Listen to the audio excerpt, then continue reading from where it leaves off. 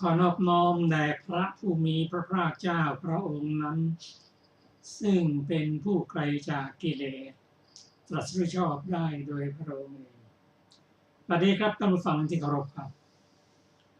ท่านผู้ฟังรับฟังรายการพระไตรปิฎกลอยฟ้ามีเสนอให้ท่านผู้ฟังทุกวันพุธตั้งแต่เวลา 18 นาฬิกาถึง 19 นาฬิกาดำเนินรายการโดยกระผมบรรเอกธนัทเดชะมีอาจารย์สุรภาเดชะเป็นผู้ร่วมรายการวันนี้เราได้นำมาไตรปิฎกฉบับมมร.เล่มที่ 20 มาศึกษากัน ในรายการพระไตรปิฎกลอยฟ้าวันนี้เราได้นำเรื่องในพระสูตรชื่อว่าอุปาลิวัตสูตรเป็นเรื่องความเชื่อของบุคคลที่อยู่ภายนอกศาสนาซึ่งไม่ถูกตรงกับพระธรรมคำสอนในพระธรรมวินัยของพระพุทธเจ้าเรื่องนั้นก็คือเรื่องของกรรมกรรมก็คือการกระทำทางกายวาจาและใจข้อความเข้าใจผิดมิจฉาทิฏฐิ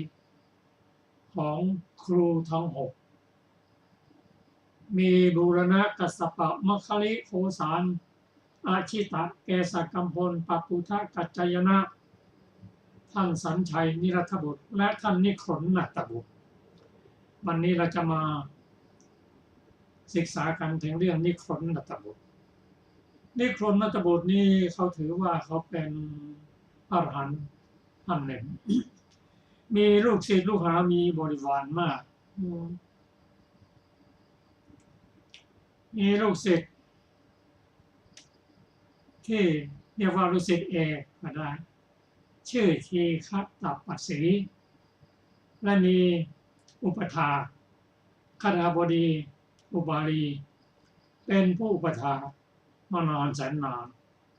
เป็นอู่ข้าวอู่น้ำเป็นบ่อน้ำให้แก่นิครนนัตตบุตรนิครนนัตตบุตรก็นับถือเพราะท่านเป็นผู้มีความเข้าใจมีความฉลาดตามสมควรแต่ยังเป็นปุถุชนอยู่ให้ยกให้เป็นหัวหน้าของบริวารฝ่ายอุบาสกความคิดของนิครนบุตรนาตบุตรได้บัญญัติเรื่องกรรมไว้ว่าเขาได้อุทิศกรรมโดยเฉพาะบอกว่าทัน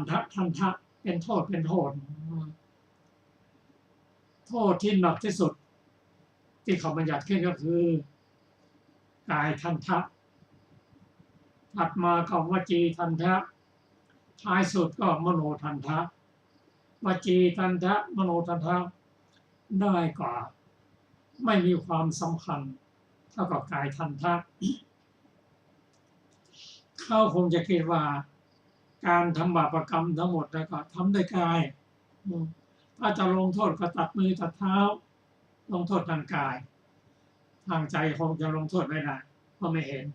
เขาเชื่อกันอย่างนั้นลูกศิษย์ลูกหาก็เชื่อกันอย่างนั้นที่ได้ทีฆตัปปสีนั้นเข้าไปหาพระพุทธเจ้าบ่อยๆมีความคุ้นเคยกว่าบุคคลอื่นได้ทูลถามเรื่องกรรมก็รู้ว่าวันนี้เราจะเรื่องกรรมนะมายืนยันกับพระพุทธเจ้าแล้วจะไปเรียนให้อาจารย์ของตนคือนิครนนัตตบุตรถ้ายืนยันแล้วก็จะมีการปรับวาทะกันฝ่ายนิครนนัตตบุตรก็บอกว่าโอ้ชนะแน่ไม่เราไปปรับวาทะไม่งั้นก็ทีฆปัสสีไม่งั้นก็อุปาลิคฤหบดีชนะทั้งนั้นแหละเพื่อยืนยันในเรื่องนี้ทีฆตัปปสีทูลเข้าไปเฝ้าพระพุทธเจ้าองค์ตรัสว่าทีฆตัปปสีที่นั่งมีประสงค์จะนั่งไม่เชิญเขาก็นั่งลงมันนั่งตรงเสร็จพระพุทธองค์ทรงทราบว่าการมาครั้งนี้ของทีฆปัสสีนั้นมาเพื่อจะขอยืนยันในการมีการปรับปะกันพระพุทธเจ้าทรงทราบว่า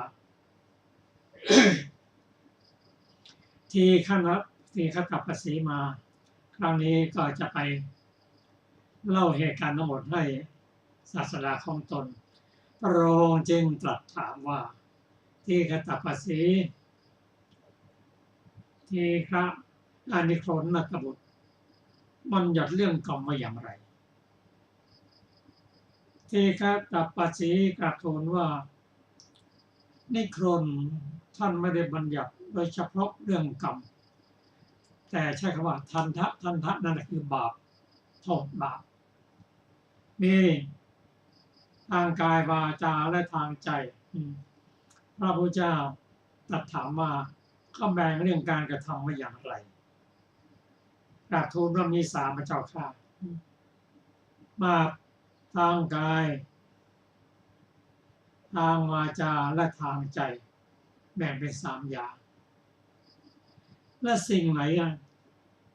ที่นิครนกบุตรว่ามีโทษมากกราบทูลว่าทางกายทันทะมีโทษมีความสำคัญ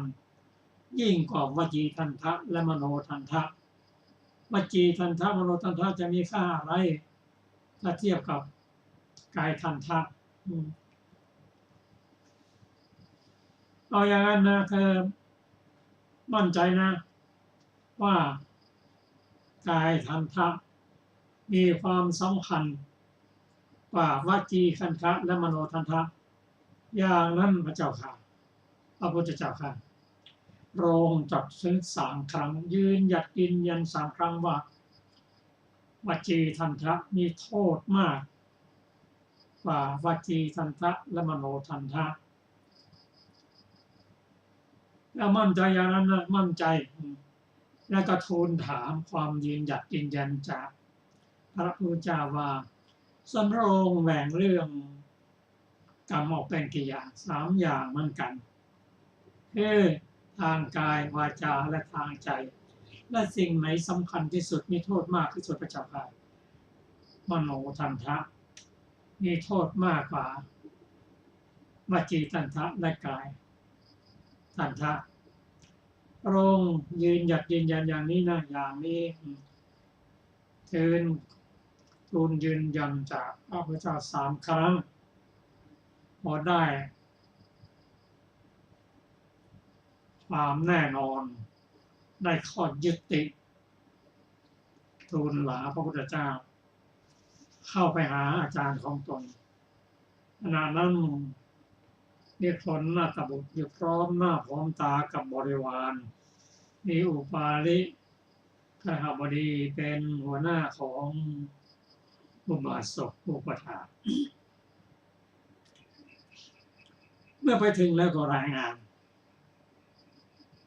เมื่อรายงานจบแล้ว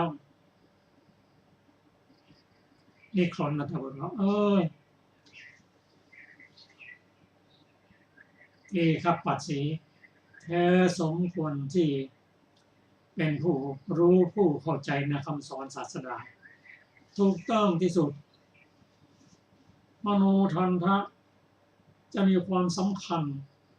มากกว่ากายทันทะได้อย่างไรสนับสนุนเห็นพ้องด้วยอุปาลิขหบดียืนยันเอาละถ้ายืนนั้นได้ข้อยุติอย่างนี้จะต้องไปปรับวัฏฏะให้ได้เอาชนะให้ได้ใครไปก็ได้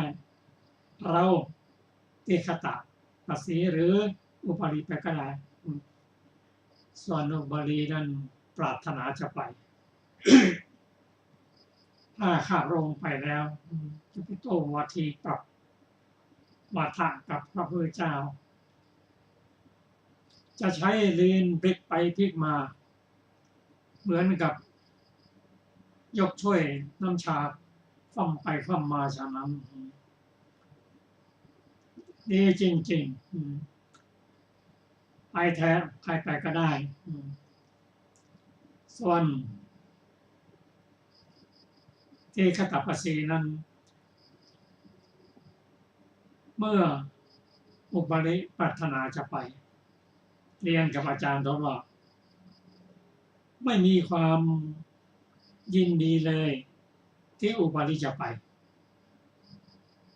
ไม่ควรจะไปเพราะอะไรเพราะสมณโคดม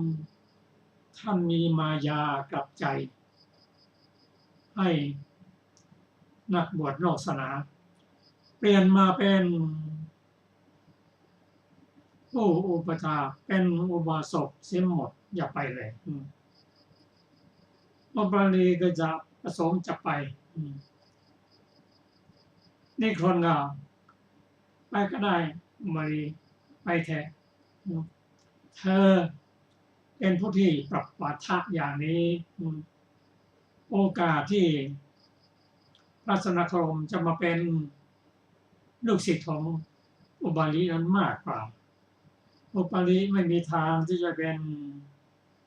ลูกศิษย์ลูกหาของพระสนครมที่กตัปปสีท่านคงจะรู้อะไรสักอย่างขอเถอะท่านพระโพขอเถอะข้าพเจ้าไม่เห็นด้วยเลย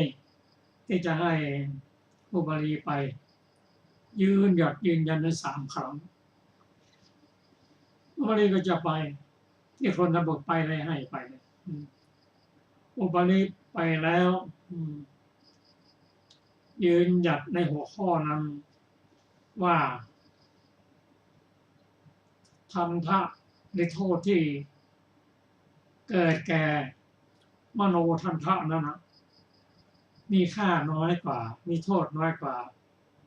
กายทันทะส่วนพระพุทธเจ้าทรงทราบแล้วก็ตรัสว่าเธอยืนยันนั้นนะต้องตกลงกันก่อนแล้วจึงค่อยเจรจากันห้ามกลับไปกลับมาส่วนพระองค์ทรงเห็นว่ามโนทันทะสำคัญกว่าวจีคันทะและกายทันทะอย่างนั้นหรือเปล่าพระเจ้าค่ะยืนยันเอาละขอถามเบื้องต้นกันว่า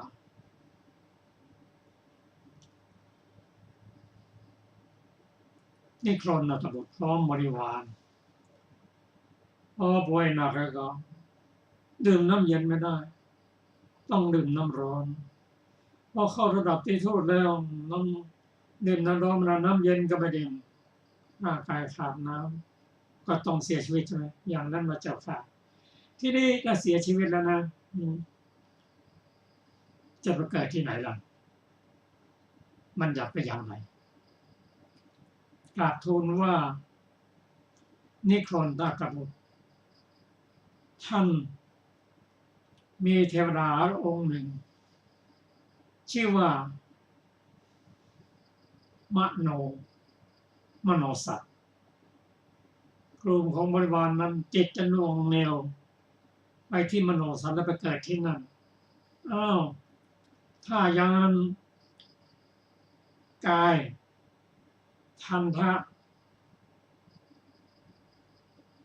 จุติเกิดก็ไม่ได้ต้องอาศัยมโนไหนว่ากายทันทะสัมพันธ์กว่ายอมรับแต่ก็ยืนยันว่าโทษนั้นเกิดจากกายนั้นมากกว่ามโนมาถึงข้อต่อไปว่า ถ้ามีคนแข็งแรงคนหนึ่งถือดาบมา เมื่อง่าว่าเราจะทำบ้านนารันทานั้นให้เกลี้ยงเป็นหน้ากรองฆ่าทุกคนให้ราบเป็นเนื้อเดียวกันโดยพริบตาเดียวเท่านั้นเธอจะเชื่อไหมโอ้ไม่เชื่อพระเจ้าค่ะอย่าว่าคนเดียวได้20 30 40 50จะทำได้ยังไงเอาละที่นี่ถ้ามีผู้มีฤทธิ์ทางใจสามารถที่จะแสดงฤทธิ์ต่างๆมากล่าวว่าบ้านนาลันทานี้เราจะทำให้ราบเป็นหน้ากรองไม่ให้เหลืออะไรเลยในพริบตาเดียวเท่านั้นด้วยความบรรลุสลายในใจนั้นเธอเชื่อไหมโอ้อย่างนี้เชื่อเพราะผู้มีฤทธิ์นั้นสามารถจะทำได้ ก็ไหนเธอว่ากายทันทะสำคัญกว่ามโนทันทะยังไงเรายอมแพ้อีก ในที่สุดพระองค์ตรัสว่ามีเรื่องยืนยันของผู้มีฤทธิ์ได้แก่เทวดาหรือดับบทต่างๆนั้นท่านสามารถที่จะบันดาลเมืองทั้งเมืองให้เป็นป่าได้เพราะสาเหตุจากพระราชาประชาชนในบ้านเมืองนั้นไปทำประทุษร้ายต่อดาบบทผู้ทรงศีลผู้ปฏิบัติดีปฏิชอบเคยได้ยินเรื่องป่าทันตะกีไหมได้ยินเคยได้ยินเรื่องป่ากาลิงคะมาได้ยินเคยได้ยินเรื่องป่ามาตังคะนะเคยได้ยินแสดงว่าได้ยินรู้เรื่องพระองค์ก็ได้แสดงเล่าเรื่องถึงป่าต่างๆเรื่องป่าทันตะกีและป่ากาลิงคะเราพอได้ฟังมาแล้ววันนี้จะได้ฟังเรื่องป่ามาตังคะซึ่งป่านี้ถูกทำลายโดยผู้มีฤทธิ์ได้แก่เทวดาที่นี่มาคุยสักนิดหนึ่งเรื่องเทวดาที่จะบันดาลให้ป่าเกิดขึ้นนั้นถามว่าเทวดานั้นทำไมถึงเดือดร้อนด้วยตอบว่าในสมัยนอกพุทธกาลนั้นก็มีกลุ่มฤาษีดาบทผู้ประพฤติธรรมเป็นผู้ที่สงัดจากกามสงัดจากกิเลสบำเพ็ญสมณธรรมตนได้ฌานได้ฤทธิ์แสดงฤทธิ์ได้ที่อยู่ส่วนใหญ่ก็อยู่ป่าอยู่ภูเขาเป็นต้นเมื่อสิ้นชีพไปแล้วดาบบทฤาษีผู้บำเพ็ญสมณธรรมนี้ไปเกิดเป็นเทวดาเป็นเทวดาผู้มีฤทธิ์ก็ดูแลพวกดาบทฤาษีที่ปฏิบัติธรรมอยู่ในโลกนี้เพราะฉะนั้นเหตุต่างๆบางครั้งเทวดามีอำนาจเหนือมนุษย์สามารถจะบันดาลต่างๆเช่นป่าทันตะกีนั้นสุดท้ายก็บันดาลฝุ่นละเอียดถมเมืองนั้นสูงตั้ง16 ศอกนะพระราชาบริวารผู้ประพฤติไม่ดีไม่ชอบต่อดาบบทนั้นก็ถูกทรายทับถมตายแล้วก็ตกลงนั้นในนรกยกเว้นบุคคลผู้เลี้ยงดูบิดามารดาที่ชอบแม้แต่สัตว์ต่างๆที่ไม่เกี่ยวข้องก็ปลอดภัยหมดก็มาฟังเรื่องป่าอีกครั้งหนึ่งขอเชิญอาจารย์ศิลปาค่ะสวัสดีค่ะท่านผู้ฟังที่เคารพทุกท่าน วันนี้เราจะศึกษาเรื่องป่ามาตังคะนะคะในอดีตกาลณนครพาราณสีเศรษฐีผู้มีทรัพย์สมบัติ40 โกฏมีธิดาคนหนึ่งชื่อทิฏฐมังคลิกาสะสวยน่ารักน่าชมนางเป็นที่ปรารถนาของคนเป็นอันมากเพราะนางเพียบพร้อมด้วยรูปสมบัติโภคสมบัติและกุลสมบัติชายใดส่งคนไปสู่ขอนางเห็นชายนั้นแล้วก็จะยกเรื่องชาติมิฉะนั้นก็เรื่องมือเท้าเป็นต้นอย่างใดอย่างหนึ่งขึ้นเป็นข้อตำหนิ กล่าวว่าผู้นั้นเป็นใคร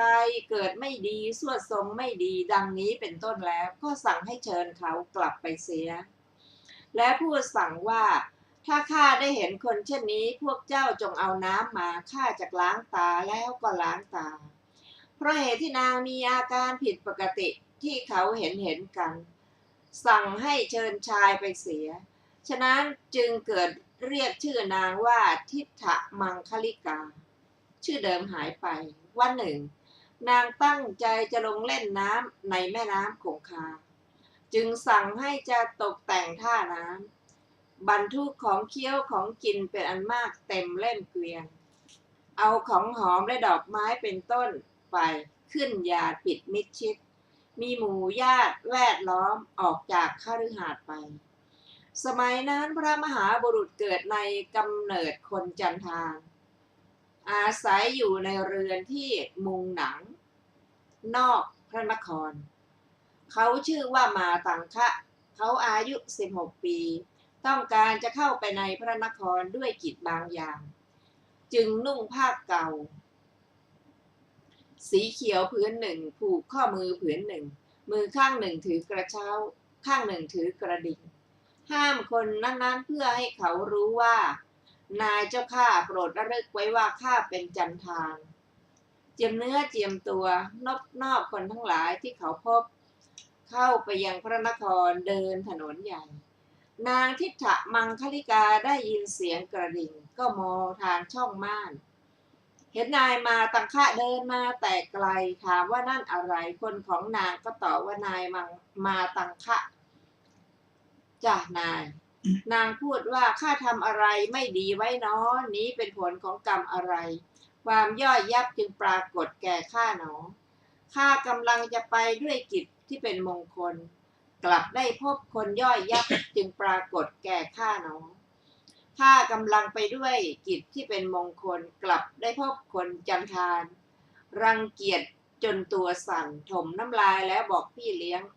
ให้รีบนำน้ำมาข้าจักล้างลูกตาที่เห็นคนจันทานบ้วนปากที่เอ่ยชื่อแล้วก็ล้างตาและปากให้กลับรถส่งสิ่งของที่เตรียมไว้ไปยังคฤหาสน์ตัวเองก็ขึ้นไปสู่ปราสาทพวกนักเลงสุราเป็นต้นและเหล่าคนที่บำรุงนามถามกันว่านางทิฏฐมังคลิกาหายไปไหนจึงไม่มาในเวลานี้ฟังเรื่องราวแล้วก็เครียดแค้นว่าอาศัยเจ้าจันทานพวกเราจึงไม่ได้รับรางวัลใหญ่เช่นสุราเนื้อของหอมดอกไม้เป็นต้นจงจับเจ้าจันทานกันเถิดแล้วเสาะหาจนพบสถานที่โปตะคอกคูที่ไปตะคอกคูนางมาเข้าไปตะคอกคูมาตังคะบัณฑิตผู้ไม่ผิดว่าเฮ้ยเจ้ามาตังคะเพราะอาศัยเจ้าพวกข้าจึงไม่ได้รางวัลอันนี้ว่าแล้วก็จับผมกระชากลงที่พื้นล้มลงที่พื้นกระแทกด้วยข้อศอกและก้อนหินเป็นต้นสำคัญว่าตายแล้วจึงพากันจับลากไปทิ้งไว้ที่กองขยะฝ่ายมหาบุรุษรู้สึกตัวคลำมือเท้าก็คิดว่าทุกอันนี้อาศัยใครเนาะจึงเกิดขึ้นได้ไม่ใช่อาศัยใครอื่นต้องอาศัยนางทิฏฐมังคลิกาแน่จึงเกิดขึ้นเราเป็นลูกผู้ชายจักต้องให้นางซบลงแทบเท้าให้ได้โกรธจนตัวสั่นไปยังประตูบ้านตระกูลของนางทิฏฐมังคลิกานอนที่ลานบ้านด้วยตั้งใจว่าเราได้นางทิฏฐมังคลิกาจึงจะลุกเมื่อไม่ได้ก็จะตายเสียที่นี้นี่แหละสมัยนั้นชมพูทวีปมีประเพณีว่าคนจันทานโกรธนอนตายใกล้ประตูห้องของผู้ใดคนผู้อยู่ในห้องของผู้นั้นทั้งหมดต้องตกเป็นจันทานเมื่อเขาตายกลางเรือนคนที่อยู่ในเรือนทั้งหมดต้องเป็นจันทานเมื่อเขาตายที่ประตูเรือนคนที่อยู่ในเรือนระหว่างสองข้างต้องเป็นจันทานเมื่อเขาตายที่ลานบ้านคนที่อยู่ในเรือนทั้ง14หลังข้างโน้น7ข้างนี้7ทั้งหมดต้องตกเป็นจันทาน แต่พระโพธิสัตว์นอนที่ลานบ้านคนทั้งหลายจึงบอกแก่เศรษฐีว่านายขอรับนายมาตังคะนอนที่ลานบ้านของนายเศรษฐีพูดไปสิพนายเพราะเหตุอะไรกันพวกเจ้าจงให้ทรัพย์มันมาศพหนึ่งให้มันลุกไปคนเหล่านั้นออกไปบอกว่าลุกขึ้นรับมาศพนี้ลุกขึ้นไปเสียนายมาตังคะบอกว่าข้าไม่ได้นอนเพื่อต้องการมาศพแต่ข้านอนเพื่อต้องการนางทิฏฐมังคลิกาคนทั้งหลายถามนางทิฏฐมังคลิกามีโทษอะไรหรือเขาตอบว่าพวกท่านมองไม่เห็นโทษอะไรของนางดอกข้าไม่มีความผิดพวกคนของนางทำข้าย่อยยับข้าได้นางจึงจะลุกเมื่อไม่ได้ก็ไม่ลุกคนเหล่านั้นจึงพากันไปบอกเศรษฐีรู้โทษของธิดาจึงส่งคนไปพร้อมกับบอกว่าพวกเจ้าจงไปให้มันกหาปณะหนึ่งนายมาตังคะนั้นก็บอกว่าข้าไม่ปรารถนากหาปณะแต่ปรารถนานางคนเดียวเศรษฐีและภริยาได้ฟังก็ได้แต่สังเวชว่าธิดาที่เป็นที่รักของเรามีคนเดียวก็มาทำลายประเพณีเสียแม้เด็กอื่นก็ไม่มีจึงบอกคนทั้งหลายไปว่าไปสิพระคุณเดี๋ยวใครๆจะปลิดชีวิตมันเสียหรอกเมื่อมันตายเราทุกคนก็จะฉิบหายกันพวกเจ้าจงรักขามันไว้แล้วก็ห้อมล้อมจัดแจงอารักขาส่งข้าวต้มข้าวสวยซับไปให้ถึงอย่างนั้นนายมาตังคะนั้นก็ปฏิเสธทุกอย่างเวลาก็ล่วงไปวัน1 2 3 4 5 วันคนที่อยู่เรือนแห่งที่7ต่อจากเรือนนั้นก็ลุกขึ้นพูดว่าพวกเราไม่อาจจะกลายเป็นจันทานเพราะพวกท่านได้พวกท่านอย่าทำให้เราฉิบหายกันเลยจงให้ทิฏฐมังคลิกาแล้วให้นายมาตังคะลุกขึ้นเศรษฐีและภริยานั้นก็ส่งทรัพย์ไปให้เขา100บ้าง1,000บ้าง100,000บ้างนายมาตังคะนั้นก็ปฏิเสธอย่างเดียว6 วันก็ล่วงไปอย่างนี้ถึงวันที่7คนที่อยู่ในเรือนทั้ง14 2 ข้างก็ประชุมกันอีกว่าเราไม่อาจกลายเป็นจันทานทั้งที่พวกท่านก็ไม่ต้องการ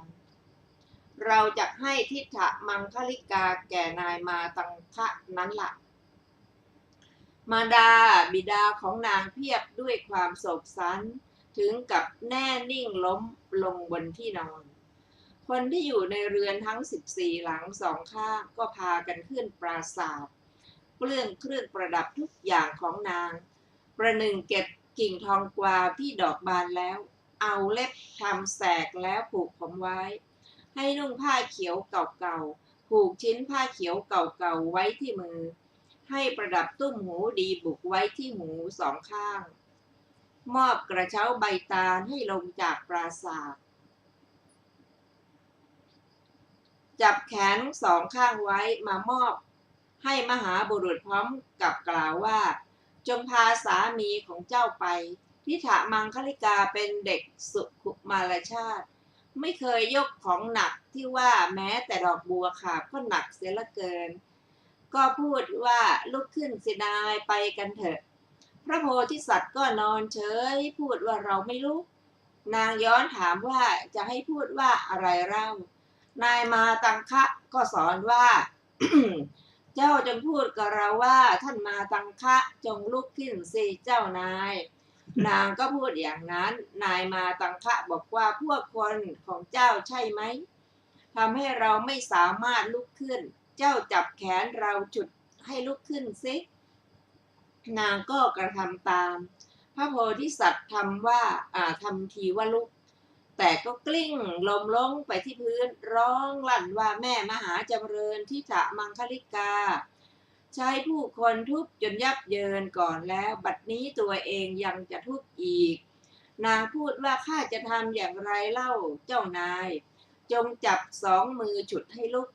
นางฉุดให้ลุกขึ้นได้แล้วพูดว่าเราไปกันเถอะนายพระโพธิสัตว์กล่าวว่าธรรมดาสัตว์เดรัจฉานมีอยู่ในป่า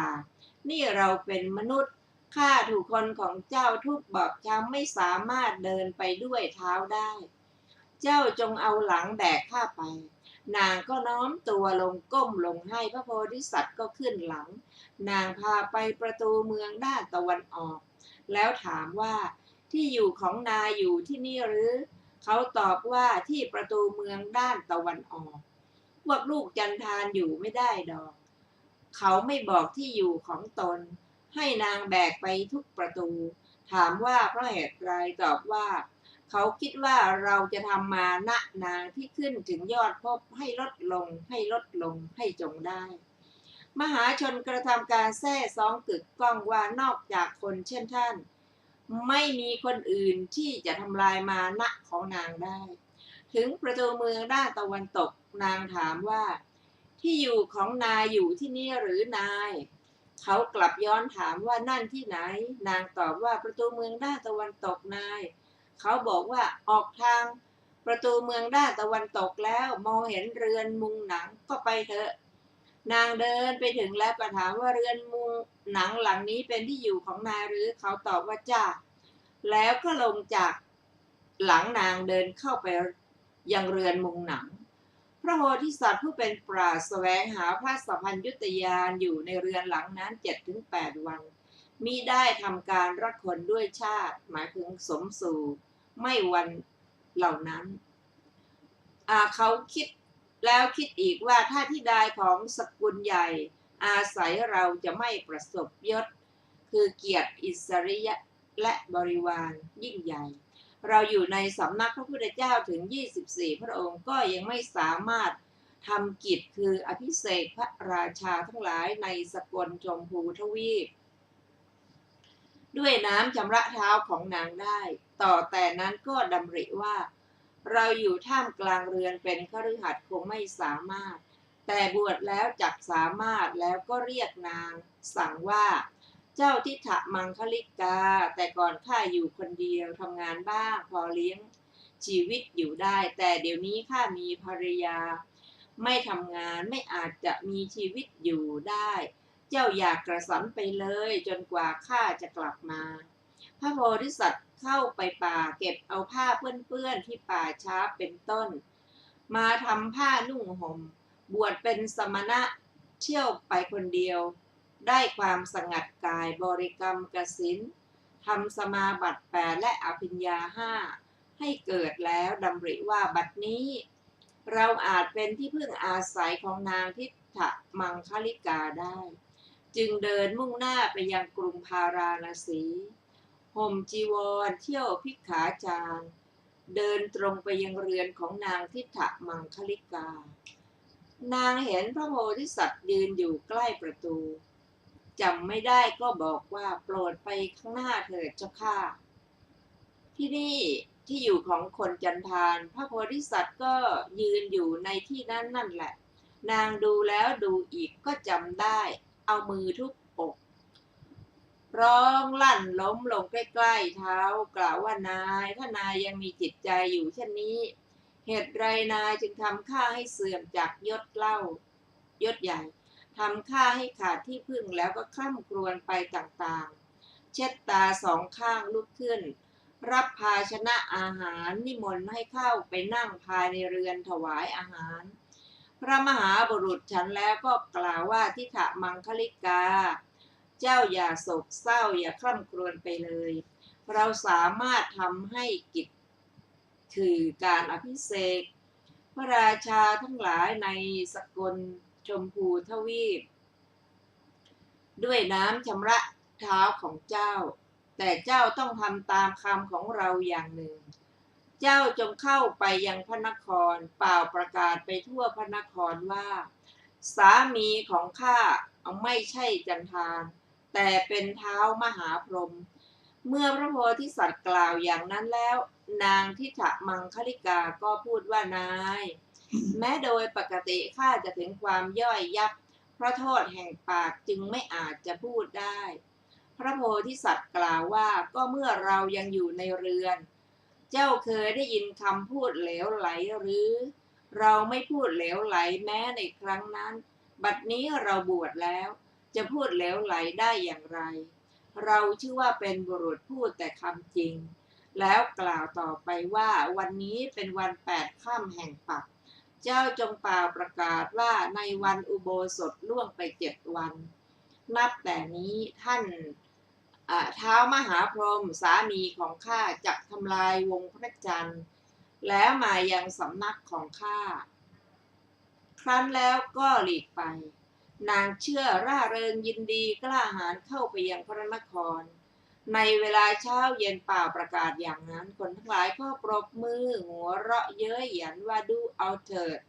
นางทิฏฐมังคลิกาของพวกเราทำลูกจันทานให้เป็นเท้ามหาพรหม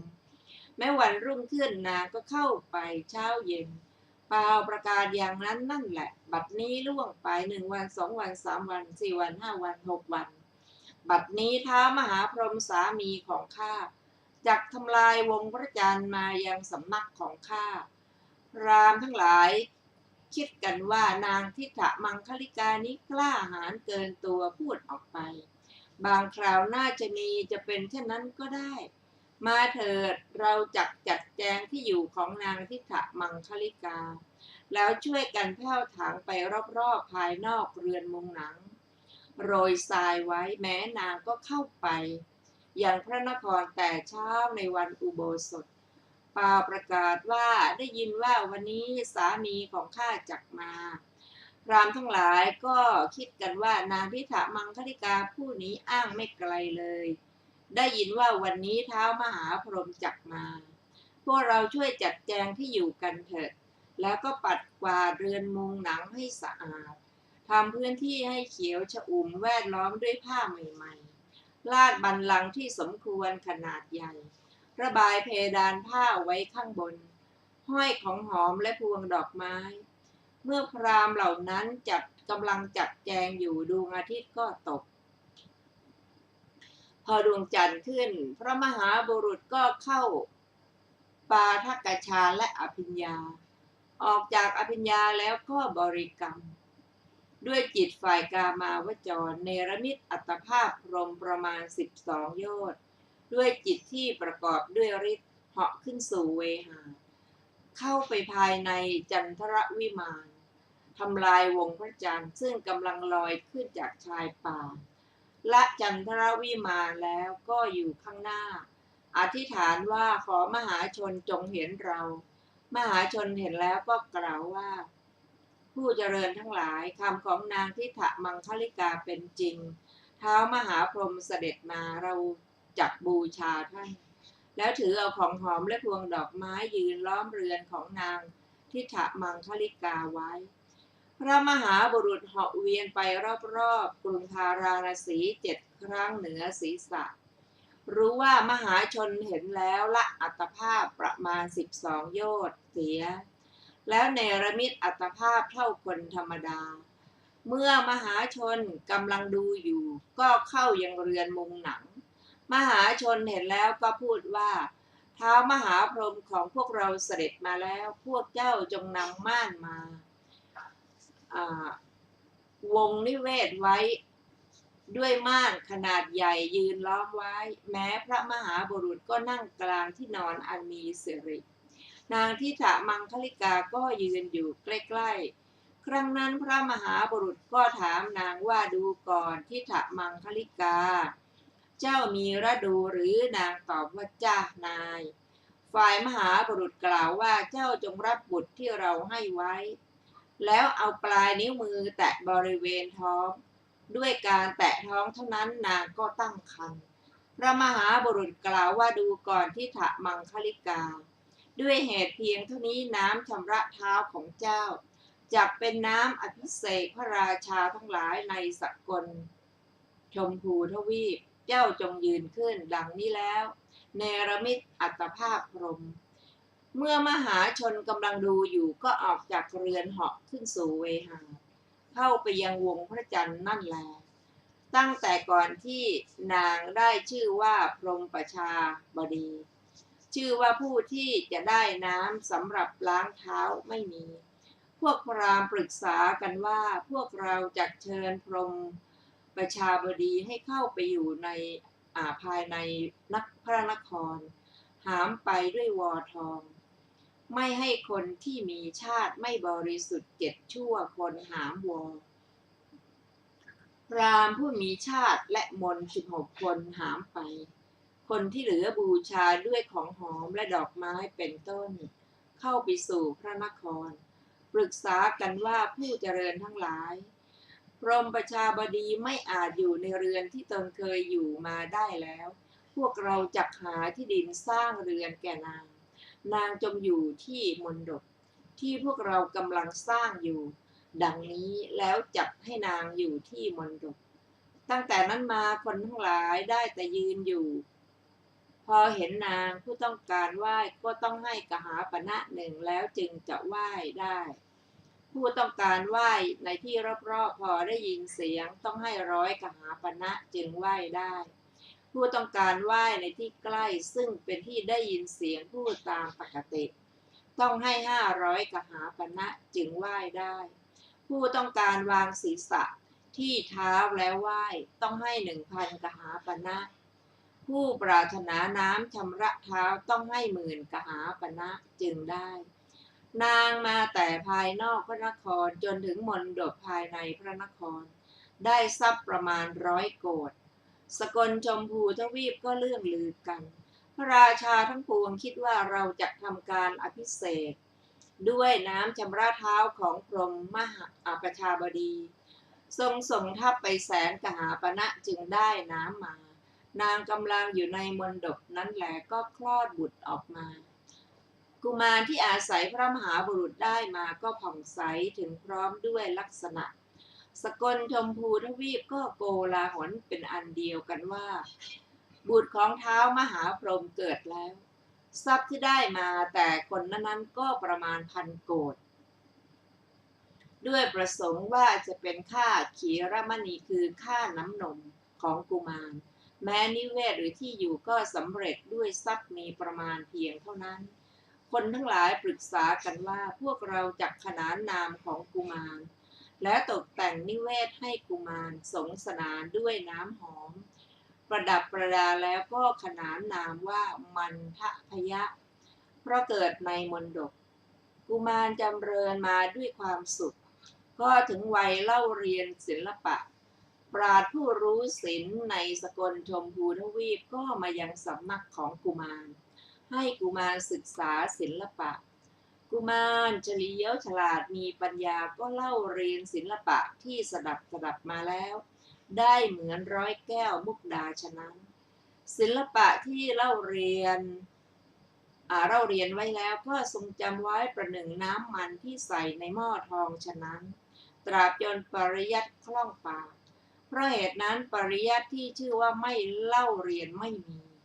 พราหมณ์ทั้งหลายก็ห้อมล้อมกุมารนั้นเที่ยวไปแม้กุมารนั้นก็เป็นผู้ที่พราหมณ์เลี้ยงดูแล้วพราหมณ์80,000 คนรับนิตยพัฒน์ในเรือนแม้เรือนของกุมารนั้นก็ใหญ่โตมีซุ้มประตูถึง7 ซุ้มทรัพย์ที่ชาวชมพูทวีปส่งให้ในวันมงคลในเรือนก็ตกประมาณ100,000 โกฏฝ่ายพระโพธิสัตว์ก็ระบุว่ากุมารประมาทหรือไม่ประมาทเนาะก็ทราบเรื่องราวของกุมารนั้นตลอดดำริว่ากุมารที่เกิดแล้วพราหมณ์เลี้ยงไว้ทานที่ให้ในเขตใดมีผลมากเขายังไม่รู้ถึงเขตนั้นเขาจะไปทรมานเราจะไปทรมานเขาแล้วก็ห่มจีวรถือภาชนะใส่อาหารคิดว่าซุ้มประตูทั้งหลายคับแคบนักเราไม่อาจเข้าไปทางซุ้มประตูได้จึงมาทางอากาศลงน่านอากาศในที่พวกพราหมณ์80,000 คนบริโภคอาหารแม้มันทะพยกุมารก็ให้คนจับทัพพีทองอังฆ่าตนโดยสั่งว่าพวกเจ้าจงให้กับข้าวตรงนี้ให้ข้าวตรงนี้ครั้นเห็นพระโพธิสัตว์ก็โกรธประหนึ่งงูพิษถูกตีด้วยท่อนไม้จึงกล่าวคาถาว่ากุโตนุอาคัจฉเสทูมวาสีโอคันลโกปังสุปิสาจะโกวะ สังกาลโจรังปฏิมุนจะกันเทโกเรตุวังโหสิอัทักขินายโยเจ้านุ่งห่มผ้าเก่าๆเข็นใจรูปร่างดังปีศาจคลุกฝุ่นคล้องผ้าที่ได้มาจากกองขยะไว้ที่คอเฮ้ยเจ้าเป็นใครเจ้าไม่ใช่ทักขินายะบุคคลนี่พระโพธิสัตว์ไม่โกรธจึงกล่าวสอนว่าอันนังตวายิทังปกตังยะสัตสิตังคัจเชเรคุญเชเร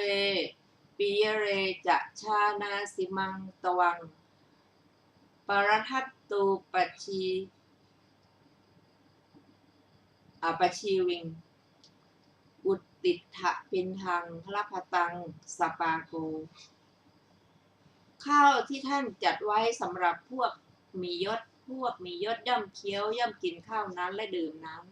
ำท่านย่อมรู้จักเราผู้ซึ่งเลี้ยงชีวิตด้วยทานที่คนอื่นให้คนจันทานควรจะได้อาหารที่คนลุกขึ้นยืนให้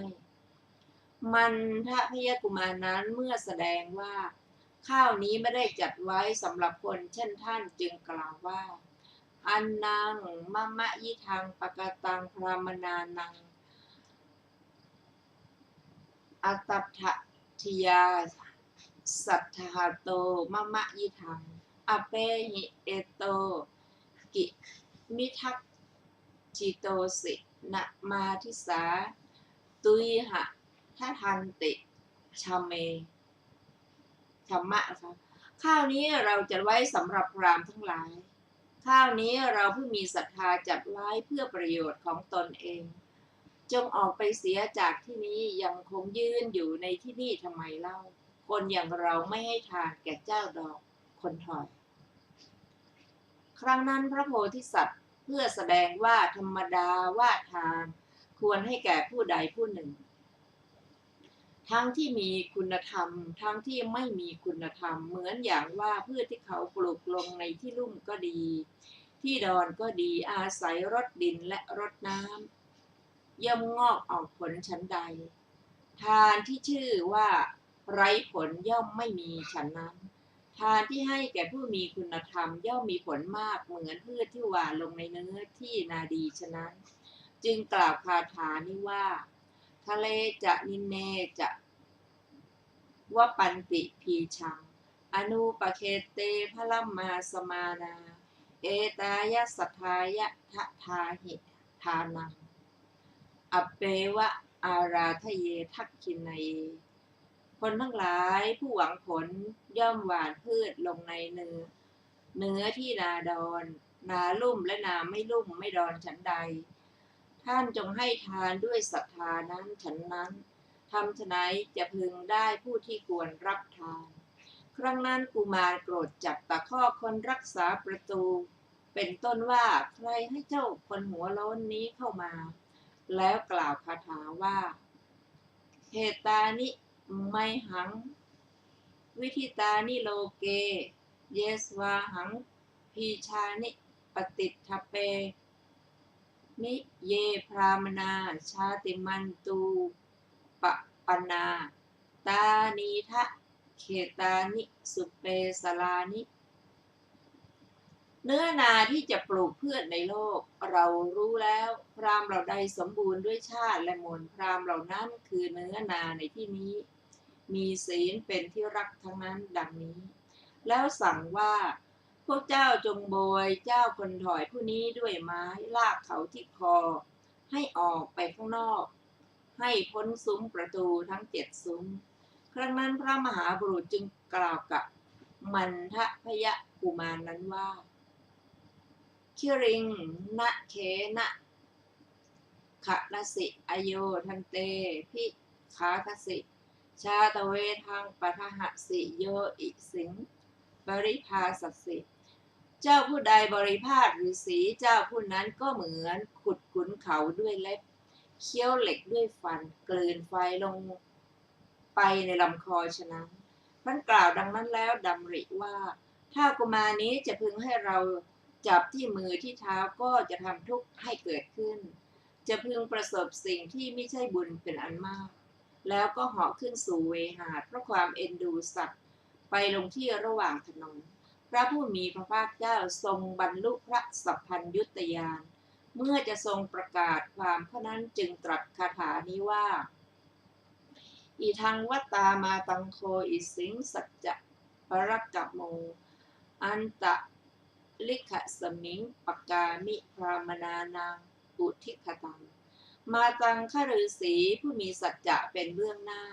ครั้นกล่าวคำนี้แล้วก็หลีกไปในอากาศต่อหน้าพราหมณ์ผู้มองดูอยู่ดังนี้ทันใดนั่นเองท้าวเทวราชผู้เป็นหัวหน้าแห่งเหล่าเทวดาผู้รักษาพระนครก็บิดคอมันพยากุมารหน้าของเขาก็หันไปอยู่ข้างหลังตาก็กลับน้ำลายไหลยืดทางปากตัวก็แข็งดังถูกหลาวเสียบฉะนั้นเหล่ายักษ์ที่เป็นข้าจำนวน 80,000 คนก็กระทำแก่พราหมณ์ 80,000 คนอย่างนั้นเหมือนกันคนทั้งหลายก็รีบไปบอกแก่พรหมประชาบดีนางรีบรุดมาเห็นอาการอันแปลกนั้นก็กล่าวอย่างนี้ว่าหัวถูกบิดไปอยู่ข้างหลังเหยียดแขนไปทำอะไรก็ไม่ได้ลูกตาก็ขาวเหมือนคนตายใครทำแก่บุตรนี้ของเราอย่างนี้คนทั้งหลายก็บอกแก่นางว่าสมณะนุ่งผ้าเก่าเข็นใจรูปร่างดังปีศาจคลุกฝุ่นคล้องผ้าที่เก็บมาแต่กองขยะไว้ที่คอมาที่นี่สมณะนั้นทำแก่บุตรของท่านอย่างนี้นางได้ฟังแล้วก็รู้ชัดว่าเจ้านายผู้ให้ยศแก่เรารู้ว่าบุตรประมาทคงจักมาเพื่ออนุเคราะห์ต่อบุตรนั้นจึงถามคนบำรุงเลี้ยงดูว่าผู้มีปัญญาดังแผ่นดินไปทางทิศไหนมานพทั้งหลายพวกเจ้าจงบอกความนี้แก่เราเราจะไปขอขมาโทษท่านทำฉะนั้นบุตรของเราจะพึงได้ชีวิตคนเหล่านั้นก็บอกว่าท่านผู้มีปัญญาดังแผ่นดินเหาะไปในเวหาไปได้ตลอดเหมือนดวงจันทร์วันเพ็ญทั้งท่านก็ไปทางทิศตะวันออกท่านเป็นฤาษีปฏิญญาในสัจจะเป็นคนดีท่านผู้ฟังที่เคารพเข้าวันนี้รายการพระไตรปิฎกลอยฟ้าก็ได้หมดเวลาลงแล้วขอขอบพระคุณทุกท่านที่ได้ร่วมศึกษาด้วยกันเราจะพบกันใหม่ในวันพุธหน้าเวลาเดียวกันนี้ขอมีความสุขความเจริญในธรรมยิ่งวันนี้สวัสดีค่ะสวัสดีครับ